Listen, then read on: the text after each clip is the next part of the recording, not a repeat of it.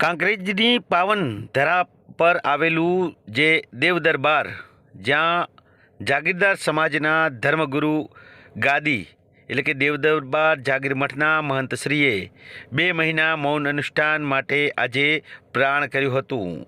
વાત કરવામાં આવે તો કાંકરેજ તાલુકાના દેવ દરબાર ખાતે આવેલા જાગીરદાર સમાજની ધર્મગુરુ ગાદી શ્રી દેવ દરબાર જાગીર મઠના મહંત પરમ પૂજ્ય 1008 મહંત શ્રી બળદેવનાથજી બાપુ વસંતનાથજી બાપુ આજરોજ તારીખ 6/7/2024ની શનિવારના સાંજે શ્રી નકલંગ ભગવાન તથા ગુરુજનોની સમાધિ સ્થળે દર્શન કરી દેવ દરબાર ખાતેથી વિદાય લઈ શ્રી ઓગળથળી ખાતે પ્રાણ કર્યું હતું। આવતીકાલ અષાઢી બીજના શુભ દિવસે શ્રી ઓગળથળી ખાતે ગાય માતાના દૂધ સિવાય બીજી કોઈ વસ્તુનું સેવન કર્યા વગર મૌન વ્રત ધારણ કરી અષાઢી બીજથી શ્રાવણ વદ અમાવાસ્યા દિવસાના દિવસ સુધી એટલે કે 2 મહિના આ મૌન ધારણ કરીને અનુષ્ઠા કરશે। એટલે આ 2 મહિના બાપુ કોઈ સ્થળે આમંત્રણ સ્વીકારશે નહીં।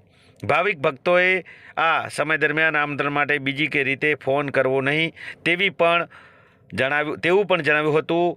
ચોમાસું ચતુર્માસના 2 મહિના મૌન અનુષ્ઠા પર જતાં પહેલાં મંત્રીશ્રીએ ભાવિક ભક્તોને આશીર્વાદ આપ્યા હતા અને તમામ લોકોને આ પ્રસંગે સહકાર આપવા માટે પણ જણાવ્યું હતું। તો ભાવિક ભક્તોને પણ બનાસ અપડેટ વતી પણ એક અપીલ કરવામાં આવે છે કે દેવ દરબારના ધર્મગુરુ ગાદી શ્રીના દેવ દરબાર જાગીર મઠના મહંત શ્રી પરમ પૂજ્ય 1008 બળદેવનાથજી બાપુ શનિવારની સાંજે નકલ ભગવાન તેમજ ગુરુજનોની સમાધિ સ્થળે દર્શન કરી દેવ દરબાર ખાતેથી વિદાય લઈને ઓગળથળી ખાતે પહોંચ્યા છે, ત્યારે તેમને કોઈ જ પ્રકારનું આમંત્રણ કે ટેલિફોનિક ડિસ્ટર્બ ના કરવી તેમ પણ જણાવવામાં આવ્યું હતું। તો આપ જોઈ રહ્યા છો આ દ્રશ્યો છે દેવ દરબાર ખાતેથી, અને જ્યાં બાપુશ્રીએ આજે તમામ દેવસ્થાનોના દર્શન કરી અને મહંતશ્રીએ ઓગળથળી તરફ પ્રયાણ કર્યું હતું, ત્યારે